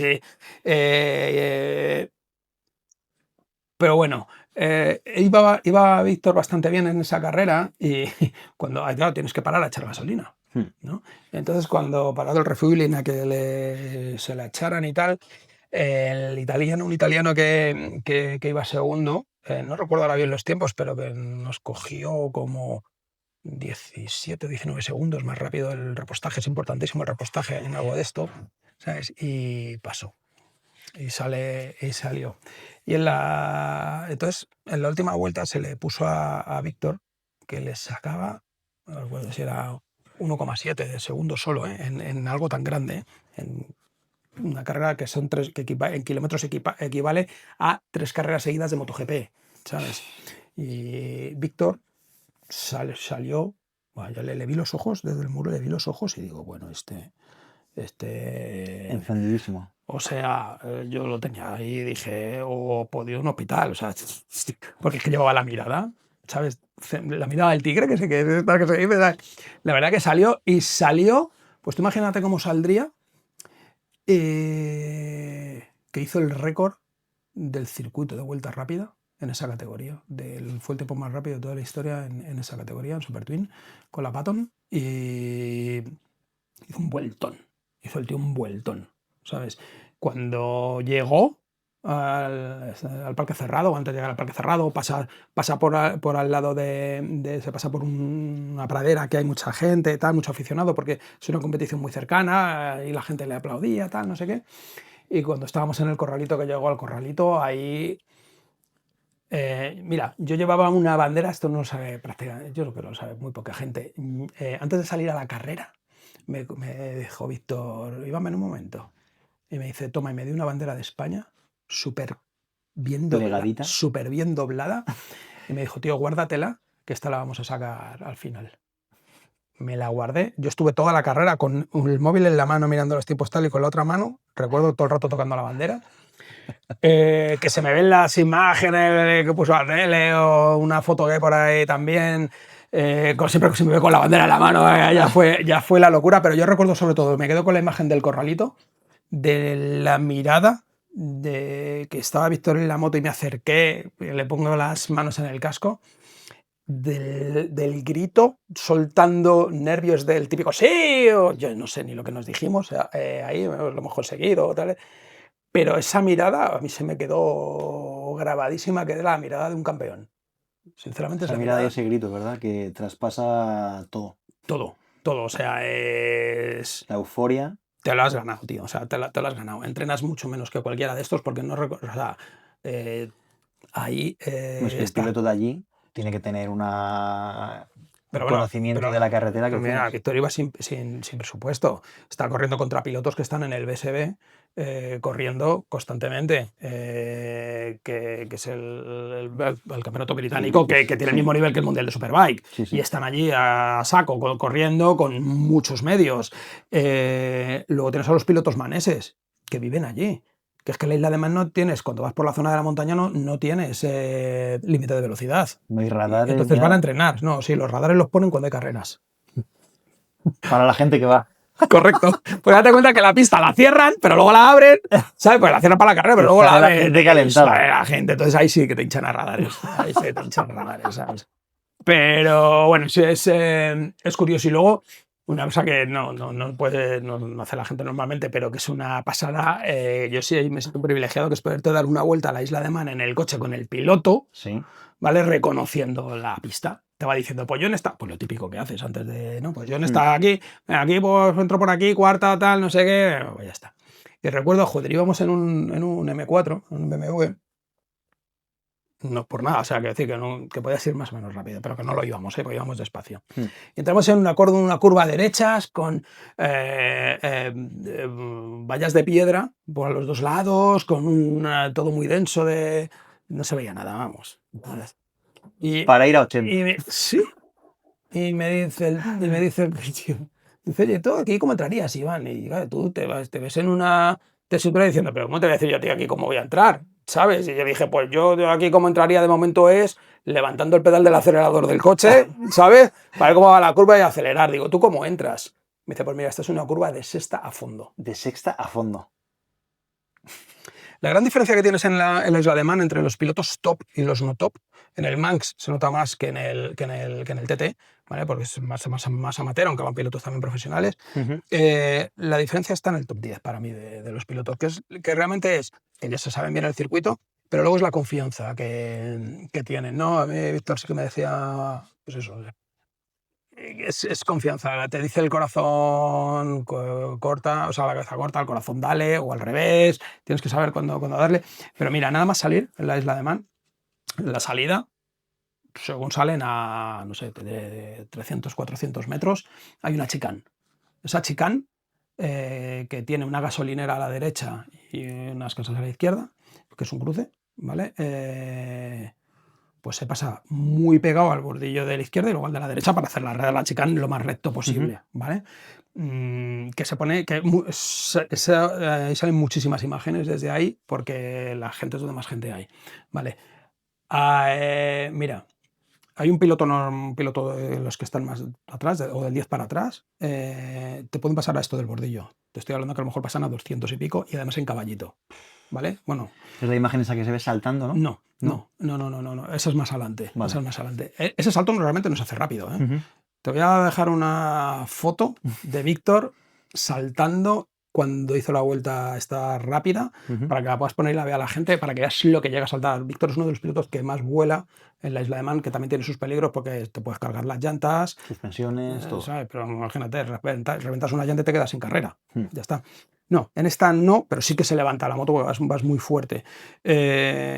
Pues tendrás esto, estamos hablando de, no sé, hay pilotos que te pueden dejar 40, 50 centímetros y los top. Y cuando Víctor pasaba por allí, es que entre la rueda y el bordillo había un dedo. Madre mía. O sea, Y te traen Todo foto. hipercalculado. Sí, totalmente. Y los nervios, si la sensación esa de me voy a estampar, no la llevan encima, o sea, la dejan en No, la línea de salida. sí, pero también una cosa es verlo desde el público y otro desde encima de la moto, ¿eh? Tú lo sabes que cuando vas encima de la moto, a veces ves el margen que te queda y Sí. desde fuera lo ves y dices, ostras, y te lo habrán dicho alguna vez, joder, Tony, y tal. Y dices, joder, pues todavía me queda. Sí, todavía me ¿no? queda margen. O sea, dejan margen porque saben que tienen que dejarlo, ¿sabes? Pero es una experiencia brutal, de las mejores que yo he tenido. Qué control. Me encanta la Isla Qué de Man. control. Al ser una carretera de calle, ¿hay diferencias de pólizas a la hora de cubrir a los pilotos? O... ¿En la Isla de Man? Sí. En la Isla de Man, los pilotos, antiguamente, hasta hace 3 años, era una carrera FIM, pero ya no lo es. Entonces ellos se tienen que sacar una póliza que se la da la propia organización Ajá. y les cubre solo para las 2 semanas de la carrera. La carrera realmente tiene 2 semanas, o una, dependiendo si es semanas o el TT, y salen a entrenar todos los días, más luego el día de la carrera. Salen muchísimos pilotos a pista y salen muchas veces. Víctor, para que te hagas una idea, corría en 3 categorías. ¿Sabes? Entonces, en clásicas estaba corriendo con Ducati, con la Patton en Super Twin, que no lo conoce la gente, eso es lo que se equipararía a la R7 de Yamaha, este tipo de motos. ¿Vale? O sea que también zumban Super Sport y Superbike. Es lo bueno, y luego los sidecars, que eso ya es. Es increíble verlos, ¿no? Eso es verlos allí y dicen, madre mía, este tío sí que está mal, ¿eh? O sea, eso ya alucinas, ¿sabes? Eso es. Pero es una póliza que solo les cubre para esos días. Se la sacan para esos días Sí. y solo cubre ese evento. O sea, es como una póliza cuando entras a rodar un circuito. Sí. Pero un poco más... Un poco bastante más cara. Vale. Un poco bastante Pero, más por cara. ejemplo, los pilotos de MotoGP o Moto2, Moto3, ¿la póliza sería similar o es algo No, diferente? no tiene nada que ver. Porque tienen mucho más riesgo de correr allí en Man que en un circuito. Al final se exponen mucho más, ¿no? Se exponen mucho más durante esos días. Sí. Se exponen más. Por eso solo se sacan una póliza para eso. Pero para que te hagas una idea, la gente que no lo sabe, tú sabes que yo en mi parte profesional aseguro tema de las rodadas a la gente y tal, pero aseguro a pilotos en el Campeonato del Mundo. También, a ver, un tío que va a hacer una rodada ahora mismo, ¿tú cuándo vas a rodar? Tú cuando has venido conmigo a un circuito, a ti se te saca un seguro con asistencia sanitaria ilimitada para ese día que vas a rodar y tal. Ilimitada. Durante 18 meses, que es el periodo de la cobertura, ¿vale? Un piloto de MotoGP no lo tiene. Un piloto de MotoGP se saca una póliza que es muchísimo más cara que un seguro diario.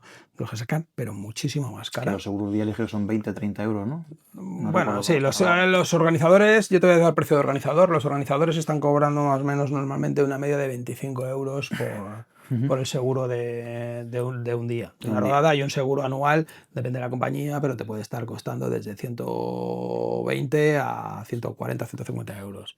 ¿Vale? Y tienes asistencia sanitaria ilimitada los días que tú vas a rodar. Un piloto no, un piloto yo no tengo un Junior GP y tal, sino de que me voy a Campeonato del Mundo. Campeonato del Mundo, la parte de los seguros va con IRTA, es quien lo gestiona esta parte, no es Dorna. Y ellos les cubre únicamente 250.000 euros en caso de accidente. No les cubre más. Pero, claro, la exposición también al riesgo no tiene nada que ver, ¿no? De un piloto de estos. Entonces, ¿sabes? Luego, aparte de esto, yo sí les hago a ellos seguros que les aumentamos estos capitales, seguros de vida, seguros de indemnización profesional, que se les hacen seguros aparte, pues para que en caso de que pase algo. Pero son seguros muy, muy personalizados. Al final, porque depende mucho también de las fichas de los pilotos, pues no todos los pilotos tienen el mismo valor y no todos los pilotos se sacan el mismo tipo de seguro, ¿sabes? Pero lo que es el seguro base es un seguro que les cubre 250.000 euros. ¿Problema que tiene esto?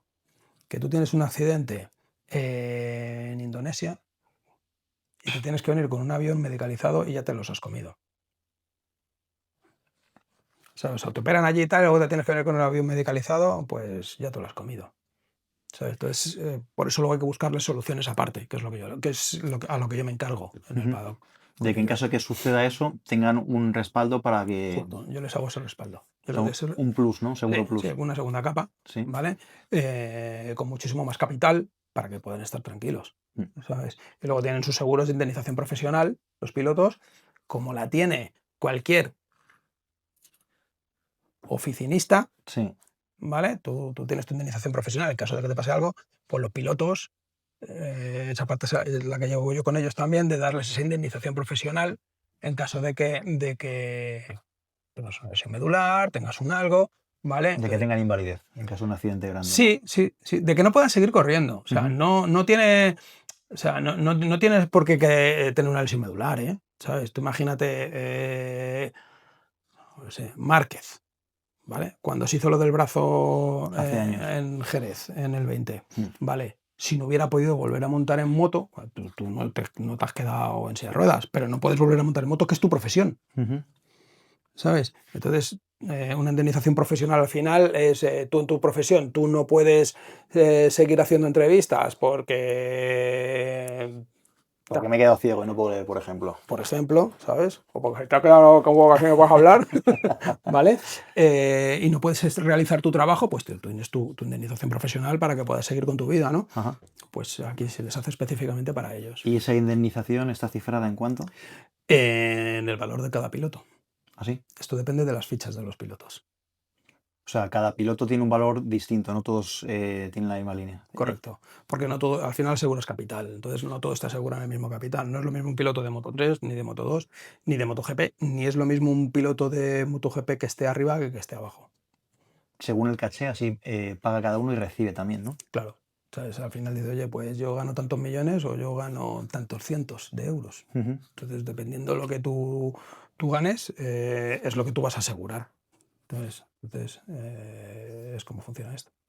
¿Qué opinas sobre el rumor ese que hay de el precio que tiene un piloto sobre su invalidez, que son 18.000 euros? Vamos a ver, El valor. abrimos el melón. Abrimos el melón, ¿verdad? Abrimos el melón. A ver, mira, obviamente para mí el piloto no tiene un valor de 18.000 euros. El piloto no tiene valor, que es diferente. ¿Vale? Yo desde aquí pego un tirón de orejas a las federaciones y te aseguro que es tirar piedras sobre mi propio tejado porque llevo temas de seguros, ¿no? Pero no es por las compañías de seguros para mí en este caso. O sea, creo que las federaciones no es que valoren ellos en 18.000 euros, sino 18.500, sino que se ajustan, o sea, no es que ellos lo estén haciendo mal, ellos se ajustan a lo que dicta el BOE. Vale. ¿Dónde está mi discrepancia con las federaciones en este caso? Vale, ¿la federación para qué está? ¿Vale? La federación, entre otras 1000 funciones que tiene, ¿vale? Para mí tiene que velar por el piloto. Por el piloto, eso es. ¿Vale? Yo en mi caso, si yo fuera, yo soy un don nadie, pero si yo fuera alguien dentro de una federación, ¿vale? Lo primero es que me preocuparía por saber, y no digo que no lo hagan, seguramente lo hacen, por saber cuáles son las quejas y las necesidades del piloto, ¿vale? Entonces, si yo con lo que el BOE dicta sé que no estoy cubriendo las necesidades de mi deportista, ¿vale? Porque básicamente es que esa ley, quien lo ha hecho, no tiene ni idea, ni de competición, ni de motos. Y aparte que esa ley, ¿de qué año viene? 93 por Rubalcaba. No tiene nada que ver, ¿vale? Es totalmente deficiente. Vamos, de hecho la federación está dando más, un poquito más, tampoco 18.500 euros. Pero ¿qué pasa? Que creo que las federaciones deberían de ser responsables de decir, vamos a ver, o sea, tengo que tener una proactividad a la hora de gestionar esta cuenta, ¿no? De mis pilotos que tengo. Tienen estas necesidades, pues hagamos una póliza que cubra y me dé unas indemnizaciones que si una persona, no te voy a decir deje de correr, porque la mayor parte de pilotos no son profesionales. Piloto del campeonato de España sí se deja una tralla en correr, pero no viven de ello normalmente, ¿vale? Van, y no son profesionales, tienen sus trabajos aparte. Joder, pero que si es que esta persona se queda en silla de ruedas, es que no es normal la indemnización que le están dando. Es que no tiene para la silla de ruedas y poco más. Que adaptar tu hogar Exactamente, tío. es una barbaridad. Es una locura. Pero hacer tu rehabilitación, que sí, que es asistencia sanitaria, pero es que ilimitada. Pero ojo, es ilimitada, pero limitada en el tiempo. Tú estás más de 18 meses, año y medio, tú estás más de 18 meses y búscate la vida. Y ahí tienes un problema. Porque bueno, si eres un piloto que has tenido una lesión medular y perteneces a una familia adinerada que te puede estar pagando una buena rehabilitación, pues esa suerte que tienes. Pero ese no es el reflejo de la mayor parte de pilotos. ¿Sabes? La mayor parte de pilotos pues les pasa esto y la vida les va a costar mucho sacarla adelante, ¿sabes? Entonces, las federaciones yo pienso, desde mi punto de vista, que deberían de decir, hablar con las compañías de seguros y decir, vamos a ver, tenemos este problema, ¿vale? Y como tengo este problema, yo necesito dar más coberturas. Y al final las compañías lo tienen sencillo, ¿qué capitales quieres que te cubra? Estos, muy bien, lo calculamos y la prima va a ser esta. Y ya está. Pero ¿qué no queda claro desde mi punto de vista también con las federaciones? Que un piloto, cuando se saca una licencia, tú te vas a un paddock y le dices a un piloto, de los 500 o 600 euros que estás pagando de licencia por correr en un campeonato de España, de esos, te voy a poner 500, no sé exactamente cuánto es, pero anda por ahí, de esos 500 y pico o 500 euros, por hablar de números redondos, ¿cuántos euros es el seguro? ¿Cuántos euros es la federación? ¿Vale? Porque la federación, tú cuando pagas la licencia, es prácticamente la gran parte es el seguro, pero luego pagan muchas más cosas, porque la federación hace muchas funciones y ayudan en muchas cosas a los pilotos, que también se les tacha de que son lo peor y no son lo peor. Pues las federaciones tienen sus fondos, también ayudan a los pilotos como pueden y tal. Pero te digo que yo te diría que el 99 o un 90 y mucho por ciento de pilotos no saben de lo que están pagando, cuánto es el seguro y cuánto no. Vale, las federaciones dicen, vale, es que no quiero que me subas el coste del seguro, porque le tengo que subir la licencia a este muchacho una barbaridad. Bueno, pues a lo mejor, y bueno, no sé, no sé el margen que tendrás tú sobre la licencia, pero En eso a lo mejor las federaciones deberían de ser más transparentes para que los pilotos fueran conscientes de realmente cuánto están pagando por el seguro y a lo mejor pensarse yo aumentar no una creo que póliza. sea tanto de transparencia, fíjate lo que te digo, sino Sí. de responsabilidad en coberturas. Y los propios pilotos, porque aquí estamos todos en el ajo, los que somos pilotos y las federaciones, Ujú. ¿vale? Tienen que entender también que si una federación le va a coger y le va a decir, oye, mira, es que en vez de gastarte 600 euros, te vas a gastar 900. Pero es que al final del año, si tú sumas todo lo que te vas a gastar en ruedas o en tal, si hablas de velocidad, o hay otras que son más baratas, no es dinero, pero es que en caso de que tengas un accidente vas a estar realmente cubierto, ¿sabes? Muchos lo pagarían. A mí hay padres que me lo dicen. Me dicen, oye, sácame un seguro específico de esto, en un Junior GP a lo mejor, ¿vale? Que es que tú date cuenta que yo me dejo 1.500 euros por fin de semana o 2.000 en neumáticos para mi hijo. Ya ves. ¿Cómo no me voy a dejar 2.000 euros en un seguro que si tiene un accidente va a estar cubierto de verdad? Porque es que desgraciadamente de estas cosas se acuerdan de ti cuando es muy tarde. Cuando es muy tarde. Cuando haya sucedido. Y las cosas pasan. Y obviamente cuando hay casos, que ha habido casos de pilotos muy mediáticos, pues hay más revuelo y te llaman padres de otros pilotos que están en la misma categoría, no sé qué, porque le están viendo las orejas al lobo. Aquí en España Pero luego se les pasa. tuvimos el caso de Tatay, Uno de los ejemplos, ahí lo tienes. que ha sido súper sonado. Que ha sido súper sonado, no sé cómo estará ahora ese tema, pero es un caso que fragante de desconexión entre federaciones. Totalmente, totalmente. ¿Sabes? ¿Tú crees que ahí la federación actuó bien con él? ¿O es que también A estaban ver, pillados de manos? yo creo que también es hablar un poco desde fuera, ¿vale? Porque tampoco sabes lo que realmente pasa dentro, ¿no? Yo creo que la federación, cuando se contrataron las pólizas en su día, Sí. la valenciana y la española estaban muy desconexionadas, ¿vale? Y desde mi punto de vista, pues claro, también hay una responsabilidad del Consejo Superior de Deportes, no solo de la federación, ¿vale? Que en última instancia es el que te va a coger y te tiene que decir si esa póliza está apta o no.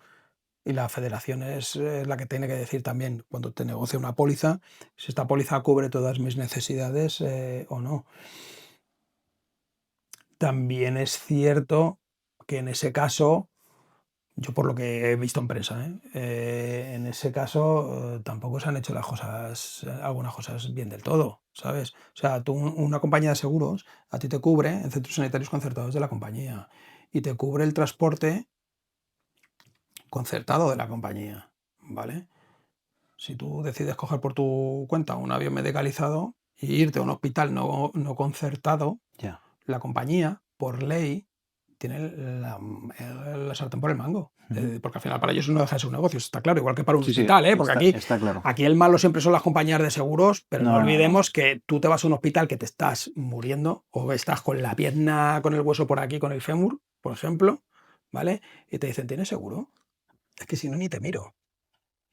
Yo lo he vivido en mis carnes. En el 2019 tuve el accidente con la moto. 5 fracturas de pelvis, hematoma interno. Y estaba tirado en el suelo, ya con la camilla puesta y todo. 4 ambulancias, cada una de una comunidad autónoma distinta. Y estaban las 4 como lobos hambrientos por coger y llevarme. Y como ninguna se ponía de acuerdo, porque estaban todas peleando, al final tuvo que ser la Guardia Civil quien dijo, por favor, ¿queréis dejar ya de pensar en dinero? Llevaros al chaval que no sabéis lo que tiene por dentro, que es que lo mismo se nos queda aquí y estáis perdiendo el tiempo, que lleváis casi que 1 hora parado, o sea, 4 ambulancias, ¿eh? Ya, eso Y yo tirado en el suelo. Y todo porque, claro, compañía de seguros, accidente de vehículo, correcto. cada una quería tirar para su sitio para cobrarlo, ¿sabes? Correcto. Pero al final es como que, joder, o sea, está jugando con la vida de una persona por dinero. Por eso, por ejemplo, a nivel circuitos, es muy importante el tema de la... Primero, de que vayas a hacer algo organizado. De que te vayas a una carrera, vete con una federación a hacer la carrera. O vete a alguna asociación por ahí también y tal, que no lo hace mal, ¿no? Pero, o sea, vete con una federación para hacer una carrera porque los protocolos los tienen muy marcados. Una cosa buena que salió a partir del caso de Carlos Tatay es que han aumentado han aumentado las indemnizaciones en caso de invalidez y fallecimiento. ¿Vale? O sea, la federación ha actuado a raíz de ahí. Ha actuado, pero con una póliza que ha contratado él por su cuenta luego aparte, para poder hacerlo, ¿vale? Ha actuado. ¿Qué es suficiente? Yo creo que no, pero ha actuado. Porque la federación, joder, es que lo ponemos de malos, pero que la federación es que se preocupa por los pilotos. Que sí. ¿Sabes? Y hace muchas veces lo que puede. Y a lo mejor estoy convencido que las federaciones querrían hacer mucho más de lo que hacen, ¿eh? ¿Sabes? Pero sí que para mí yo lo que veo es una falta de coordinación total entre las federaciones. O sea, tú si quieres tener un buen seguro, júntate con todas las federaciones, haz un grupo de compra, por decirlo de alguna manera, porque va a ser mucho mejor, porque la compañía lo va a ver como un área de negocio mucho más apetecible, ¿vale? Para asegurar y ten fuerza y que todo el mundo sepa lo que quiere. Pero si tú te estás pegando, porque ahora quiero ser presidente yo, porque ahora quieres ser presidente tú, porque es que yo tengo una póliza con estas condiciones y me viene mejor, ¿vale? Pues hay que mirar por el piloto. Al final, cuanto más peso tienes y se unen todas, es como cuando encargas hacer unas camisetas, que si sabes que si pides 10 te cuestan 7 euros, si pides 100, cada camiseta te va a costar pues 5,50. En este caso, si se unieran todas, como bien dices, y contrataran a una compañía de seguros, pues a lo mejor sacarían mejor rendimiento. Claro, ¿no? sí. Y indemnizaciones. Ahora mismo, después de que pasó esto, sí se han juntado, Ajá. ¿vale? Sí se han juntado, pero claro, está muy bien delimitado para correr en España, pero Pero fuera no. pero tienes el Junior GP y a lo mejor tienes unas coberturas que dices, unos capitales sobre todo, que dices, es que esto, ¿qué pasa si...? Y es que es una ley del 93. Correcto. O sea, que es que afecta radicalmente a todos los pilotos. Pero vamos, o sea, se mueven unos capitales que no tienen ningún tipo de sentido. ¿Tú qué crees que responsabilidad debería asumir las federaciones o el FIN a la hora de accidentes? Cuando, por ejemplo, se nos va de manos como Tatay, que parece que se ha quedado ahí el hombre como un poco desamparado. Bueno, eso no sé cómo estará ese caso. Ahora mismo hablé yo con él en su día también y hay periodistas que me llamaron para preguntarme cómo funciona ese tema. A ver, yo creo que las federaciones es que ahora mismo, tal y como está hecho, están también muy atadas. O sea, yo he hecho este seguro y yo te voy a cubrir hasta aquí. Y la ley me dice que te puedo cubrir hasta aquí y no me complico más. Ya. Yo lo que creo es que las federaciones deberían de mojarse más y buscar unas pólizas en condiciones para los pilotos y buscar unas financiaciones para las federaciones diferentes a las que hay hoy en día, ¿sabes? Y trabajar muchísimo más la parte de comercialización, incluso de hacer buenos campeonatos para que los pilotos quieran ir. Tú ves parrillas actualmente de promoción de chavales y da pena verlas. Y ves campeonatos de entidades privadas, pues, bueno, da igual, Finetwork, la Copa Finetwork, por ejemplo, y está petado, petado. Y te lo está haciendo un tío de forma privada, a través de la federación, pero una empresa privada, ¿sabes? Que se está preocupando. Tú haces un campeonato en el cual los pilotos vean que ellos también ganan y se petará. Mira, yo siempre pongo el mismo ejemplo. Vas a responder tú. ¿Tú de Estados Unidos qué conoces? ¿La Federación Americana o el AMA? El AMA. Todo el mundo me responde lo mismo. Pues el AMA no es la Federación Americana, ¿sabes? El AMA es una asociación de pilotos, una asociación amateur encima de pilotos, ¿vale? Que se ha profesionalizado. Pero lo ha hecho tan bien, hace unos campeonatos tan buenos, con premios para los pilotos, con un escenario que para las empresas es muy apetitoso entrar e invertir, ¿sabes? Que si tú lo haces de esa manera, bueno, los pilotos van a querer estar, las marcas van a querer estar, las empresas que mueven todo esto, que recordemos que esto es un deporte que sin patrocinadores, olvídate. Sí, que no sales, está claro. ¿Sabes? O sea, que es que un niño de 14 años que empieza con una moto en un circuito grande, que no te cuente películas. El primer año con la moto incluida, menos de 20.000 no te vas a dejar. Que no te venga nadie a decir, no, es que yo por 7.000 lo haces. No haces nada. Y encima vas a estar con problemas de recambio, o sea, que vale mucho dinero. Que vale todo esto muchísimo dinero. Mira, ahora el nuevo proyecto que hay en MotoGP para cambiar las motos, las Moto 3, ¿vale? Le van a meter, o se le quieren meter motores únicos, motores de Yamaha, el mismo motor que lleva la R7, para bajar el coste, ¿vale? Porque la Moto 3 cuando salió era para costes contenidos, motos que valen una pasta, ¿sabes? O sea, yo he comprado motos y de estas y valen una pasta. ¿Qué precio tiene una Moto GP? O sea, una Moto 3. Pues mira, es que tú fíjate, es que una cosa es la moto, la puedes comprar con o en centralita, que la centralita ya te pegan un talegazo. Brutal. Pero claro, una Moto 3 te puede costar 80 o 90.000 euros sin ponerte, sin ponerte colorado. ¿Vale? Los motores, mira, yo estuve con Faubel llevando con él el V55 durante 3 años. Recuerdo que fuimos a Motorland a comprar una Moto 3. Estábamos haciendo el campeonato de lo que soy el Junior GP, ¿vale? En Moto 3, y ese año fuimos subcampeones de España. Y el piloto que teníamos queríamos comprarle una mejor moto y tal. Y fue cuando Fenati le echaron del VR46 porque salió hostias con Ucho, tal, no sé qué, bueno, y se dio parda. Vale, entonces le echaron. Entonces nosotros fuimos allá al circuito, estuvimos hablando con varios equipos. Recuerdo estar con Gresini, viendo ahí una maravilla de hombre, negociando, bueno, estuvimos con varios y al final fuimos al VR46 y compramos la moto de Fenati. Vale. Y tú, cuando te compras una moto de estas y dices, vale, me he gastado la talegada en la moto de estas, pero muy bien, vale. ¿Cuánto me dura el motor? Pues el motor te dura 1.500 kilómetros. 1.500. Madre mía. De los cuales 500 se utilizan para carrera y 1.000 para entrenamientos. Y lo tienes que mandar a KTM. Y abren el motor para la revisión y solo mandarlo y abrir el motor son 6.000. Cada 1.500 kilómetros. Esto vale una pasta. Sin patrocinadores tú. Es imposible. Es imposible. Es imposible. No, un tío... Es muy difícil llegar. ¿Sabes? Yo, mira, tengo un caso, por ejemplo, que también he visto. Me estoy yendo un poco de... Bueno, no te preocupes. Vale, tengo, por ejemplo, estuve en Moto2 con Fermín Aldeguer en el 22. Haciendo el branding para una marca, tal, allí en el Mundial. Vale. Y ahí conocí la historia de él. Un chaval como Aldeguer, una familia normal, y dice, joder, y este ha llegado.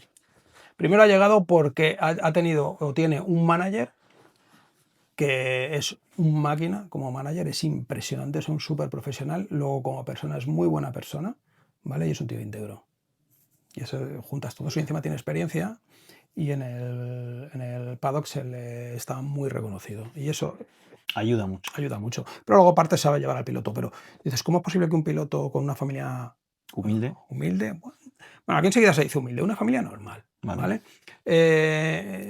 Puede llegar. ¿Cómo es posible? Pues al final, ¿cómo es posible? Con padrinos y con contactos que te ayuden a, oye, pues hay que poner esta pasta. ¿Vale? Y si no me la pones tú, pero espérate, que conozco que tengo a este otro. O sea, no es siempre que tu padre tenga dinero, es que tenga dinero o tenga contactos y esos contactos tengan otros y les haga gracia y quieran ponerte dinero, ¿vale? En este caso es como fue pasando hasta que llegó a Faubel. Y Faubel le echó 2 pelotas a la vida y llegó un momento cuando pegaban el salto al Mundial que dijo, ponme tanto a una presa. Si no gana, te lo pongo yo de mi bolsillo, te lo devuelvo entero. Guau. Y era una pasta, eso es una apuesta, ¿eh? Pero el tío sabe dónde pone el ojo. Eso es una tirada de pulso, ¿eh? Sí, sí, sí. Y el chaval ganó. No es que ganó, es que arrasó. Es que de 11 carreras en el Junior GP de Moto2, cuando Sí. fue campeón de Europa, Sí. de 11 carreras ganó 10. Dios.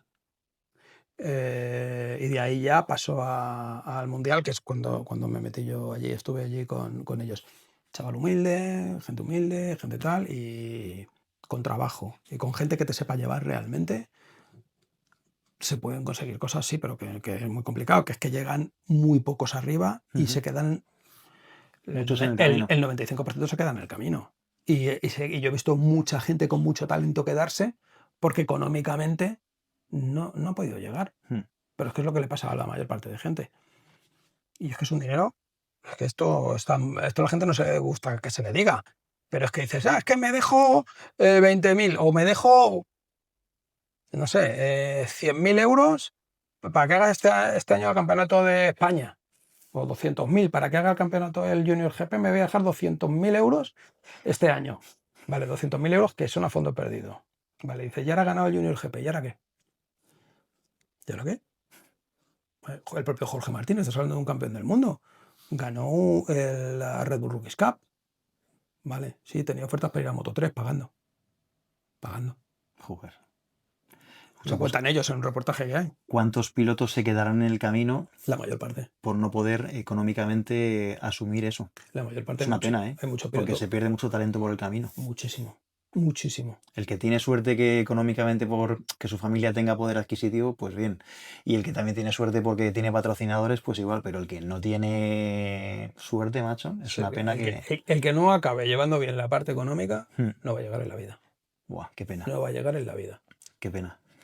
Oye, por centrar un poco el tiro con el tema de los seguros. Perdona que me he ido. No te preocupes, me encanta la conversación, ¿eh? Tú como profesional del sector, ¿qué medidas propondrías para que no volviera a ocurrir un caso como Tatay? Vale, lo primero que haría es una póliza única, que los pilotos no tengan que sacarse 2 licencias con 2 pólizas diferentes. Eso es lo primero. Sí. Porque habría un ahorro de costes para los pilotos, ¿vale? Y habría una única y clara directriz y protocolo de accidentes en el que seguir, con una buena red asistencial, ¿vale? Que cubra a los pilotos en el tipo de hospital que ellos necesiten, incluido con lesiones medulares. Lo tengo clarísimo. Y si hay que subir el precio de la licencia, porque hay que subir el precio del seguro, se sube, ¿sabes? Porque no solo tiene que apostar la federación, sino que tiene que apostar el piloto, sin abusar del piloto, Sí. ¿vale? Pero es algo que hay que tener clarísimo para que no pase un caso Tatay. Que haya coordinación total entre el promotor del campeonato y las federaciones. Total. ¿Sabes? Y con un único canal, no con varios canales, que se vayan solapando, que ahí es cuando vienen los problemas.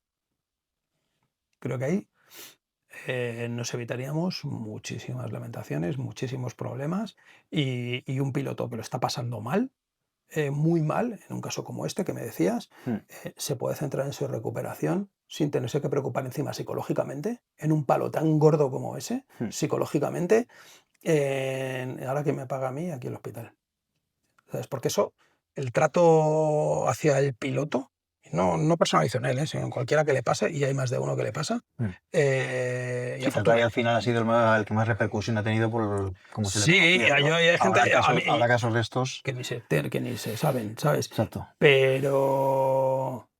Bueno, a mí yo oigo gente que dice, qué suerte tienes, porque tú ahora te estás gastando esto en correr, o está en coches, o estás tal. Pues mira, a mí me parece que el chico lo ha hecho fenomenal, que tiene un par de pelotas, que tira para adelante, que tiene una actitud que me parece un ejemplo, y no solo para otros moteros, otros pilotos, sino para muchísima gente, de cómo el tío ha sabido, y más con la juventud que tiene, que es súper joven, cómo ha sabido salir adelante, él y su familia, ¿sabes?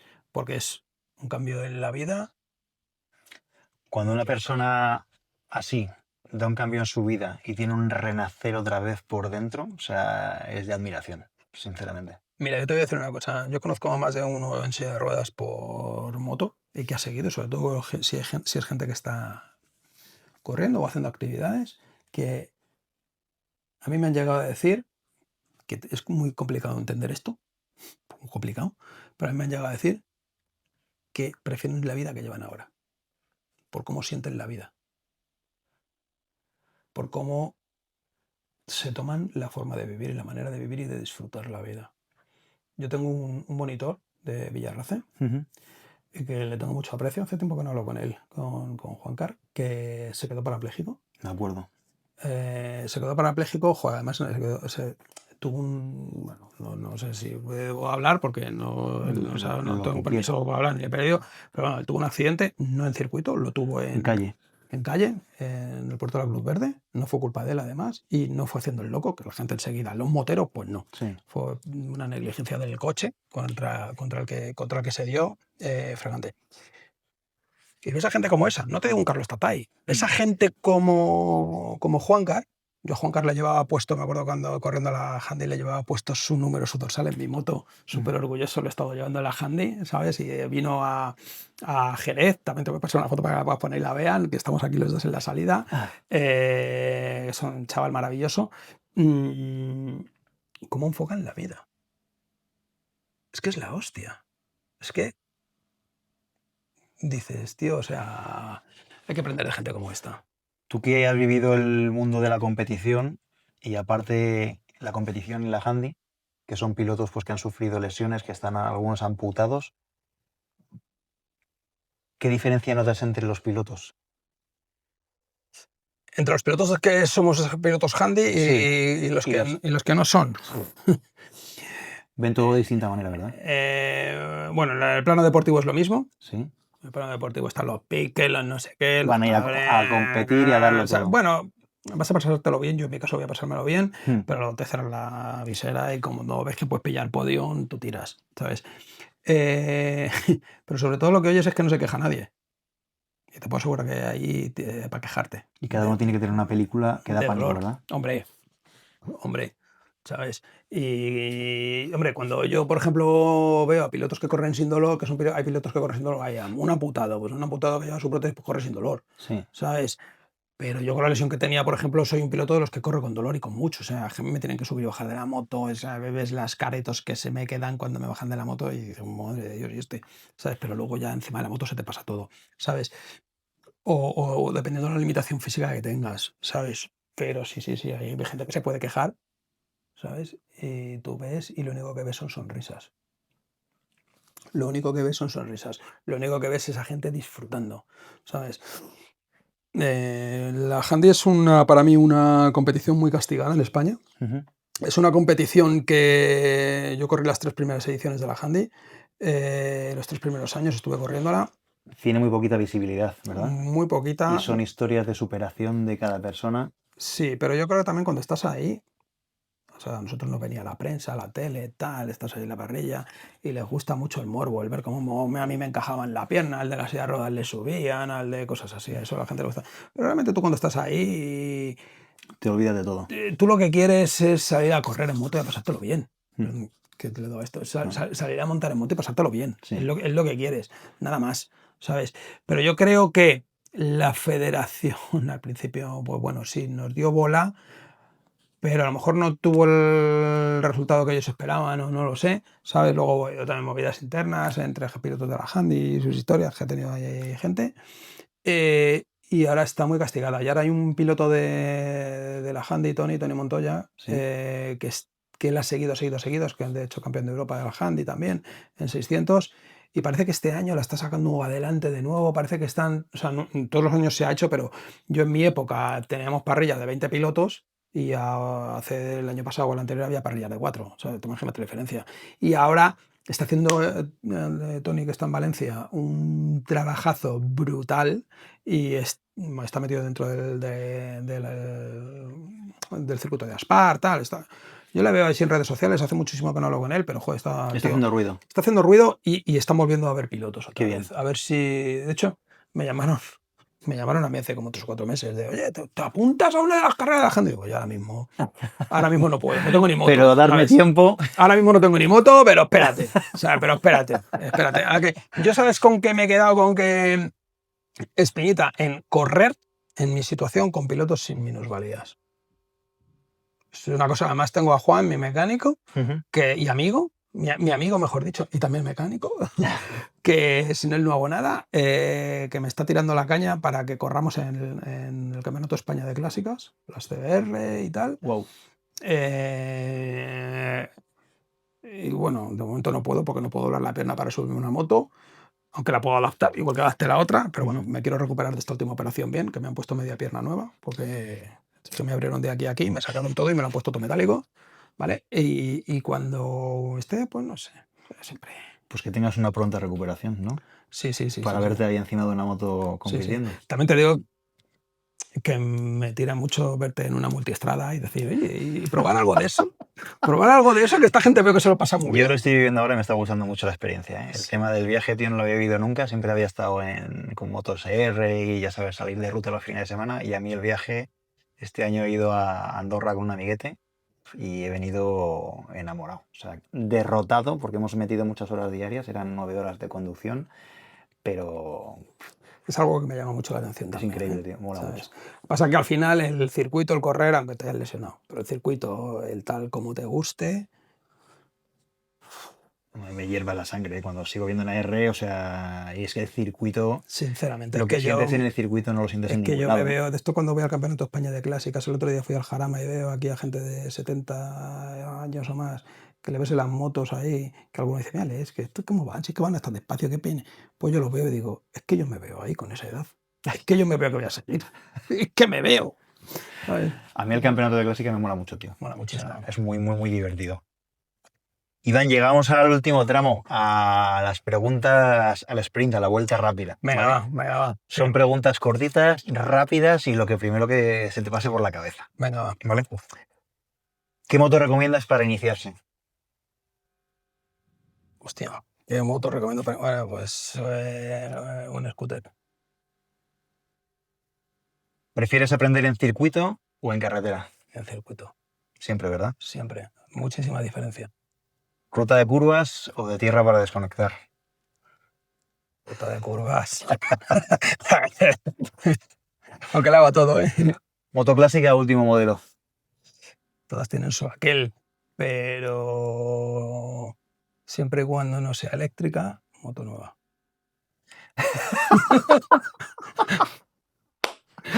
Cuanto más ruido haga, mejor. ¿Ver en directo MotoGP o el TT, la Isla de Man? En directo me refiero en pista, ¿eh? El TT, sin duda alguna. Sí. Sin duda alguna. Son dos espectáculos totalmente diferentes, ¿vale? Pero el TT es motociclismo puro. Puro. Y hay hay un aura dentro, ¿verdad? Un MotoGP es un negocio, ¿vale? Dentro del deporte. El TT también lo es, pero sigue habiendo mucha esencia de motociclismo. Hay mucha cultura con ella. ¿Qué ley de tráfico eliminarías? Joder, me tira a decirte la de la velocidad, ¿sabes? ¿Sabes? ¿Quitarías el 120 y pondrías full mango? Es que no creo que el problema sea el límite de velocidad en los accidentes. Sí que la velocidad condiciona mucho los accidentes, pero hoy en día los coches y las motos cogen más de 120, ¿sabes? Y sigue habiendo accidentes aunque te pongan 120. Es más las manos, es más la formación de la gente a la hora de conducir. Que sacarte un carnet de conducir para mí no te da la aptitud para que puedas conducir una moto.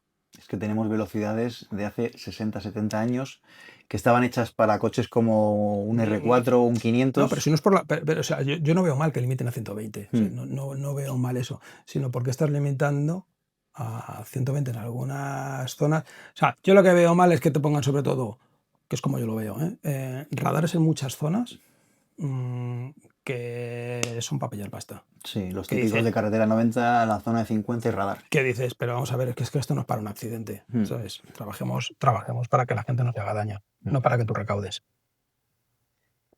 ¿Qué le dirías al Iván de hace 20 años? Te vas a hinchar a hostias.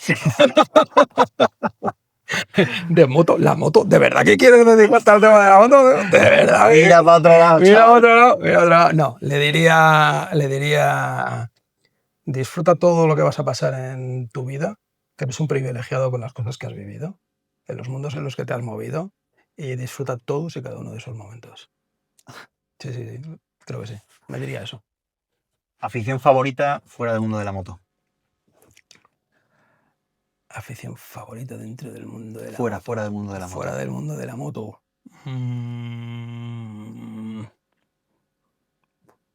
Viajar. Viajar. Me encanta viajar. Muy bien. ¿Cuál es el mejor consejo de vida que te han dado y quién?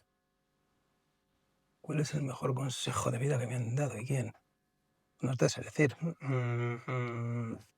La verdad es que no, tampoco te deja mandar mucho. O que hayas aprendido tú. Tampoco te deja mandar mucho. Ser humilde y ser honesto. Y esto lo he aprendido de gente que no tienen por qué ser famosas, ¿vale? Pero de gente que realmente ha alcanzado objetivos en la vida que me he quitado el sombrero de decir, joder, lo que has llegado a lograr. Y no me refiero a un éxito empresarial solamente o tal, ¿vale? Pero sobre todo eso, sí. Y la última, si tuvieras que entregar el testigo para que viniera aquí a sentarse alguien a The Cavern, ¿a quién se lo entregarías? Hay que tener preparadas estas cosas. No lo tienes que decir antes. Pues a mucha gente, porque primero te lo pasas muy bien. A mucha gente. Se me han quedado muchas cosas en el tintero y divertidas y muy curiosas que Estaríamos aquí hablando horas, ¿eh? ¿Sabes? Sí, sí, sí, porque se me han quedado muchas, ¿eh? Pero ¿a quién? ¿A quién pringarías? ¿A quién prengaría? Pues yo prengaría a varios. Sí. Sí, pero yo creo que trajeras a alguien de una federación estaría bien. Muy bien. ¿Vale? Para que dieran su punto de vista, porque creo que las federaciones tienen que dar su punto de vista porque Con todo lo que ha sucedido, que al final... porque se llevan todos los palos, se llevan todas las hostias y no son precisamente los malos de la película. ¿Sabes? Yo te diría que a Jorge, por ejemplo, de Torrecillas, el director de marketing de la Española, alguno de estos, creo que sería muy, muy interesante porque me tienen que contar cosas súper curiosas. Estoy convencido. Pues llamaremos a la puerta. Veremos. Jorge, prepárate. Iván, millones de gracias, tío, por venir, por dedicarnos este rato, Muy bien, tío. por nutrirnos de tu experiencia, tío, y esta charla tan especial. Me voy a despedir, no con Iván, sino como me gusta llamarte cuando he rodado contigo, como Mister. Que sabes que siempre que te pongo Mister. Así que, Siempre. Perfecto, tío. millones de gracias, tío. Muchísimas gracias a ti. Y nada, y a darle al like, tío. Y suscribiros y cosas de la campanita y todas estas cosas, que yo lo he hecho. Muchísimas gracias. Gracias por llegar hasta el final y nos vemos en el siguiente podcast.